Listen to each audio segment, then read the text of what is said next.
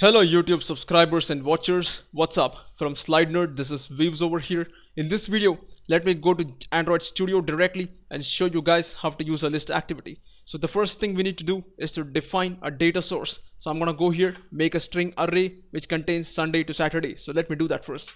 Alright, so at this step, I have my 7 days defined over here inside this array called string days. Next step, let me go and implement the list activity over here by saying list activity. Probably you're gonna get an error, but otherwise press Alt Enter. Let Android Studio take care of importing the stuff for you, and that's done, right? And then the next step is to go to our layout here, and as you guys can see, the design view, there is nothing, and inside the text also there's nothing. So let's go to the design view first, put a list view inside by going to containers, taking this list view, dragging and dropping it here at the top left. Go to our text inside. If you remember the list view, we need to give it a very specific ID. We cannot give it our own IDs because the list activity will only find a list view whose ID is exactly @Android ID/list.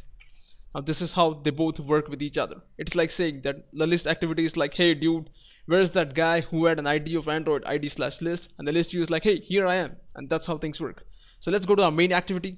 Now we need a reference to the list view, so I'm going to simply say list view. Again, you're going to get an error saying blah blah blah. Press Alt Enter. You can import it automatically. And now the simple part is we don't have to say find view by ID or blah blah blah.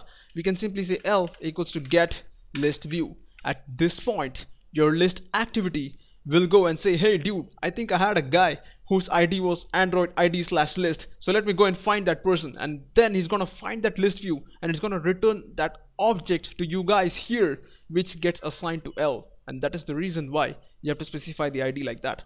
And the next step, remember, adapter, data source. So for the data source, let's use an array adapter because here we are using an arrays. Now remember, if you guys are not familiar with adapters and stuff, you can go ahead and refer my last 3 videos which have been dedicated to talking about list adapters and the different types. So here I'm going to simply create an array adapter by saying array adapter of type string. Adapter equals to new array adapter. So if you guys remember, the array adapter does nothing but takes the data from the array or database and creates a simple view from that data, right? So 3 parameters. The first is the context. You simply say this. Second is how a single row should appear. Now again, I have discussed a lot about this. Here I'm going to simply use a simple text view for a single row, and that text view is contained already inside a file which is known as android.r.layout.simple_list_item1. Now if you open this file, you will notice that there is only one text view inside. Now I have shown this in the last video. You guys can go ahead and refer there.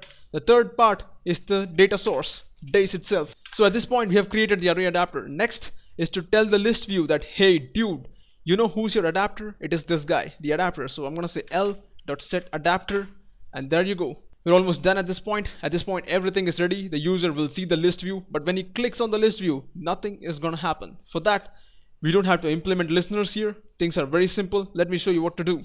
You can simply say on list item click, and bam, done.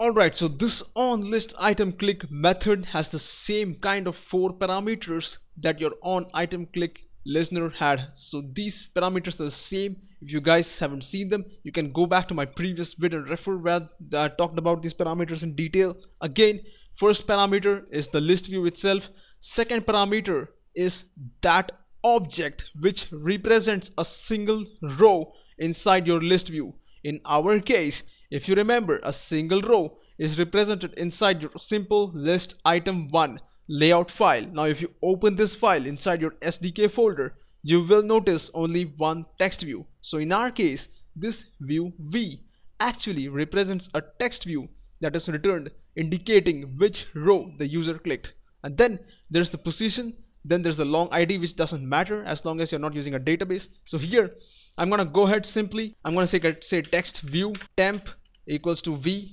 I'm gonna convert this view into a text view. This is gonna give me an error. I need to use typecasting. Press Alt Enter, and then you're done.